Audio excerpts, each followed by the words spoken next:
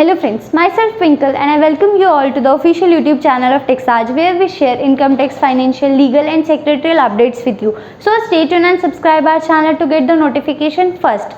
So today I am here to discuss about the advantages of year round tax planning. मतलब कि अगर आप starting से ही अपना टैक्स प्लानिंग लेके चलेंगे तो आपके लिए क्या क्या बेनिफिट्स होंगे। अब ये जेन्युइन सी बात है कि अगर आप किसी भी चीज़ का प्लानिंग पहले से करोगे तो वो एंड में जाकर के आपको बेनिफिट देगा, 100% देगा, बहुत सारी चीज़ें बेनिफिट्स देगा।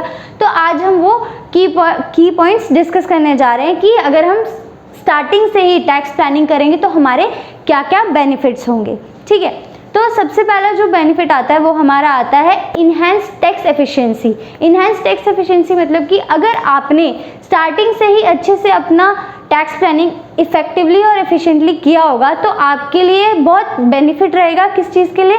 आप उसमें जो आपकी डिडक्शंस है, आप कहाँ कहाँ पे कौन कौन से डिडक्शन क्लेम कर सकते हैं, कहाँ कहाँ पर जाकर के कौन कौन सी इन्वेस्टमेंट ले सकते हैं जो आपके लिए आगे भी बेनिफिशियल रहेगा। तो वो सारी चीज़ें प्लानिंग करने के लिए आपको काफ़ी अच्छा टाइम और काफ़ी अच्छे ऑप्शंस भी मिल सकते हैं। तो सबसे पहला पॉइंट आपका ये होता है। सेकंड आपका पॉइंट आता है अवॉइड लास्ट मिनट रश। जैसे कि अब पता है कि अब ITR के टाइम आता है तो बहुत लोग आजकल टाइम का सबके पास इशू रहता है, भाई अपने लिए भी हम टाइम नहीं निकाल पाते। तो सबसे हमारे ऊपर क्या होता है कि जब कोई डेडलाइन आने वाली रहती है ना तब हम एकदम से जागते हैं कि यार अब हमें ITR फाइल करनी है, तो ITR की सारी डिटेल्स निकालो। तो लास्ट मिनट पे हम करने जाते हैं तो हमारे पास ना ज़्यादा ऑप्शंस बचते हैं क्योंकि सारी ड्यू डेट्स या सारी डेडलाइंस वगैरह ऑलरेडी क्रॉस हो चुकी रहती है। तो उसके लिए कई बार हमें ज़्यादा चीज़ें इंटरेस्ट भी हमें पे करना पड़ता है। तो अगर हमारी स्टार्टिंग से सारी टैक्स प्लानिंग रहेगी, अच्छे से हमने सारा प्लान कर रखा होगा और सारा अपना एडवांस टैक्स अगर हमने टाइम पे कर रखा होगा तो हमें हमारा इंटरेस्ट भी सेव हो जाता है। और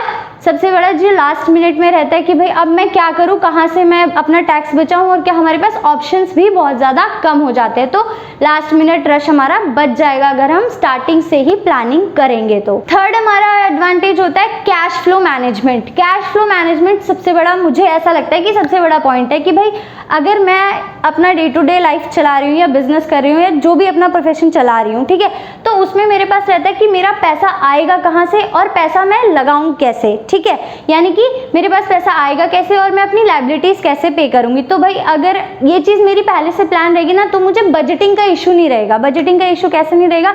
अगर मेरे पास ऑलरेडी प्लान रहेगा कि भाई यहाँ से मेरे पास इतना फ्लो आएगा और इस चीज़ में मेरा इतना फ्लो जाएगा, तो मैं पहले से ही फंड्स को अरेंज करके रखूंगी ताकि मुझे लास्ट मिनट्स में कहीं पर किसी से सर्च करके या कहीं से जुगाड़ करके नहीं करना पड़ेगा। मेरे पास ऑलरेडी सब कुछ प्लान रहेगा कि भाई इसका फंड आएगा तो मैं ये यूज़ करूंगी, यहाँ इसको यूटिलाइज करूंगी। तो जो प्रॉफिट रहेगा उसको मैं भी ज़्यादा यूज़ नहीं करूंगी, जो मेरा आया यहाँ से मेरे पास फ्लो आया और मैंने इसको यहाँ लगा दिया। तो ये कैश फ्लो मैनेजमेंट हमारा बहुत अच्छे से हो जाता है अगर हम स्टार्टिंग में ही सब कुछ अपना प्लान करके चलते हैं। तो नेक्स्ट हमारा जो होता है वो होता है टैक्स सेविंग अपॉर्चुनिटीज़।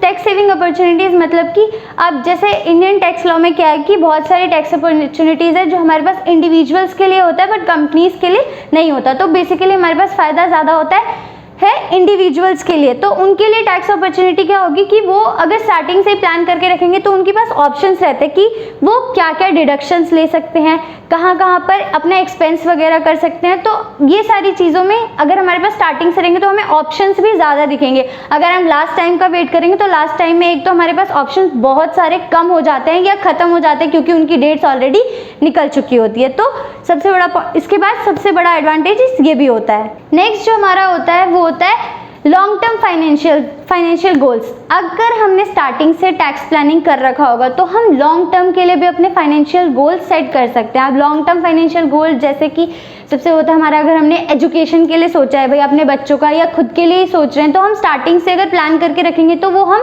आगे के लिए भी बहुत अच्छा सोच पाएंगे। या अगर हमने रिटायरमेंट प्लानिंग के लिए सोचा हुआ है कि भाई अगर हम स्टार्टिंग से टैक्स सेविंग या टैक्स सेविंग के ज़्यादा से ज़्यादा अपॉर्चुनिटीज़ या फिर ऑप्शंस को सेलेक्ट करके रखेंगे तो हमारे लास्ट टाइम में भी हमारे पास लॉन्ग टर्म के लिए भी हम उसे यूज़ कर सकते हैं। लॉन्ग टर्म फाइनेंशियल गोल्स भी हम उससे सेट कर सकते हैं, लेकिन अगर हमने प्लानिंग स्टार्टिंग से की होगी तो।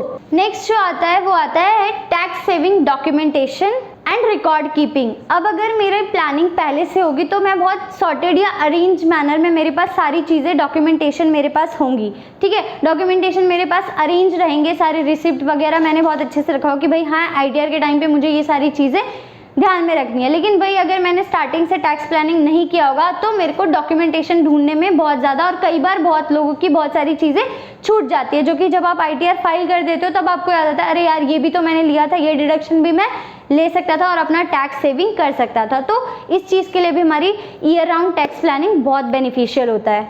नेक्स्ट जो हमारा बेनिफिट होता है वो होता है बेनिफिट फ्रॉम कॉस्ट एवरेजिंग। हाँ, benefit for rupee cost averaging. वो कैसे होता है? अब मान लीजिए कि अगर आप ट्रेडिंग वगैरह या फिर स्टॉक इक्विटी वगैरह परचेज करते हैं तो उस टाइम पे क्या होता है कि जैसे इक्विटी के जो रेट्स होते हैं, शेयर्स के जो रेट होते हैं वो अप एंड डाउन चलते रहते हैं। नेक्स्ट जो हमारा एडवांटेज होता है वो होता है benefit from rupee cost averaging. Benefit from rupee cost averaging मतलब कि अगर जो लोग जैसे शेयर्स वगैरह परचेज और सेल करते रहते हैं, वहाँ पे क्या होता है कि कभी किसी शेयर का प्राइस बहुत ज़्यादा बढ़ता रहता है या फिर घटता रहता है, तो शेयर्स के प्राइस अप एंड डाउन चलते रहते हैं। तो इसमें क्या होता है कि अगर मान लीजिए कि मैंने एक बार में 20 शेयर्स खरीदे, 20 शेयर्स मैंने खरीदे 1000 रुपीज़ के, तो वो मुझे 20 शेयर्स पड़ गए आपके 20,000 के, जो मैंने एक वन टाइम में पे किया। अब क्या रहेगा कि उस शेयर्स के प्राइस अप एंड डाउन चलते रहेंगे। अब वही 20 शेयर्स अगर मैं तोड़ के परचेज करूं, मतलब कि एक बार मैंने 5 शेयर परचेज किए, एक बार मैंने 10 किए, या मैं 5 करके ही शेयर्स परचेज कर रही हूं, तो मान लेती हूं कि आज का जो मेरा शेयर का प्राइस होगा वो 20 की जगह पे 18 रुपीज़ रहेगा, तो वहां मुझे बेनिफिट मिलेगा। ठीक है, मान लिया कल मुझे 2 पैसे ज़्यादा भी मिल रहा है, मतलब कि 20 का वो 22 भी रहेगा, तब मैंने परचेज किया, और कभी वो मुझे 16 में भी मिलेगा। तो इन सब के एवरेज से भी आपके पास जो टैक्स सेविंग होता है आप यहाँ से भी कर सकते हो, यहाँ पे भी आपको बेनिफिट मिलता है। तो ये कुछ की पॉइंट्स थे कि अगर हम ईयर राउंड टैक्स प्लानिंग करेंगे तो हमारे लिए क्या क्या बेनिफिट्स हो सकते हैं।